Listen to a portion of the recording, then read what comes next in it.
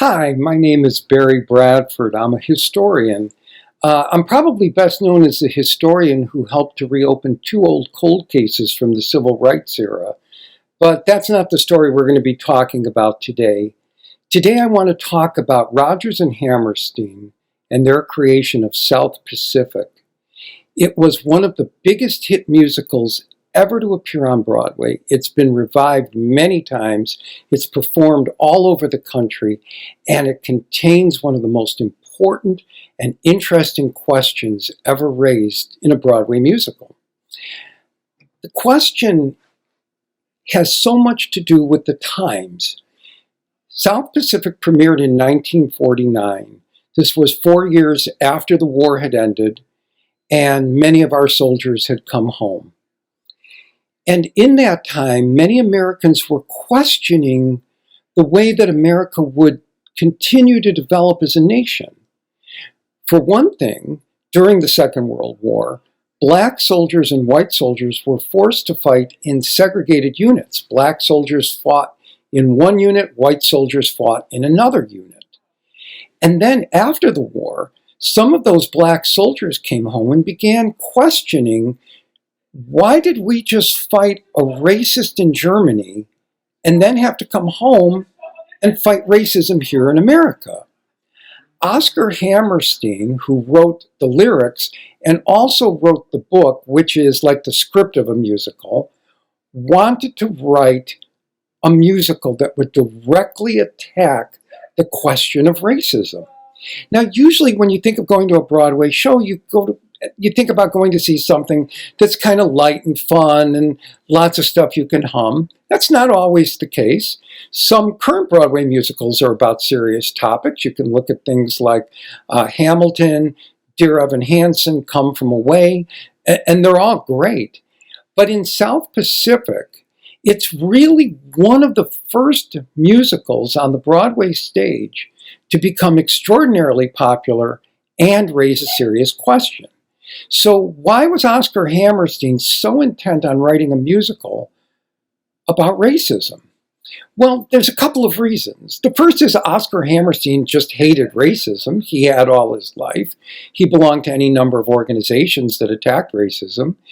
He was the co-founder of an orphanage trying to help mixed-race children left behind after American soldiers had left Asia to find homes in America at a time when many people in Asia and many people in America didn't want a mixed-race child.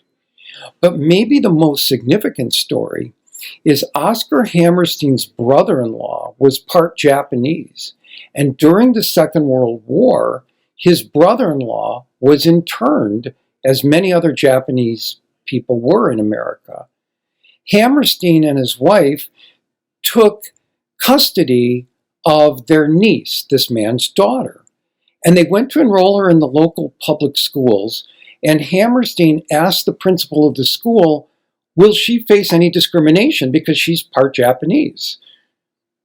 And the principal of the school said, she'll have to pay the price for what Japanese people did to America. Hammerstein was shocked and upset.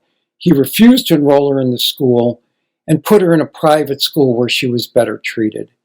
He then worked on the musical South Pacific. In South Pacific, there are two main love stories happening at the same time. The first is a girl from the South, a young Army nurse who's described as naive and well-meaning, who's volunteered to be a nurse in the Army. And she falls in love with a handsome French planter. Their whirlwind romance seems to be going beautifully until she finds out that he had two mixed-race children from a previous relationship. And she's aghast. She tries to break off the relationship with him. She realizes she can't possibly marry him and adopt these two little mixed-race children because they could never come home to Arkansas. Nobody would accept them. She couldn't bring them home to meet Grandma. At the same time, there's a second love story. An incredibly brave Marine lieutenant named Joe Cable meets and falls in love with a local island girl who's obviously Asian. And he comes to the realization he can't marry her because he can't bring her back, and they live in Philadelphia in the North. Hammerstein was saying this isn't just a Southern problem. This is an American problem. The two of them, Nellie and Joe, sit and talk, and Nellie says, I can't help being prejudiced. It's just the way I am. And Joe sings this very important song to her. It's called, You've Got to Be Carefully Taught. And the lyrics couldn't be any clearer. They say, nobody is born with prejudice. We learn to be bigots. We learn to be afraid of people of different colors, different religions, different ethnic backgrounds, different nationalities. What do you think? Are people just born with prejudice in them? Or do they have to be carefully taught? I wish I could be there to hear your discussion. Thank you for letting me join you in class today. Have a great day.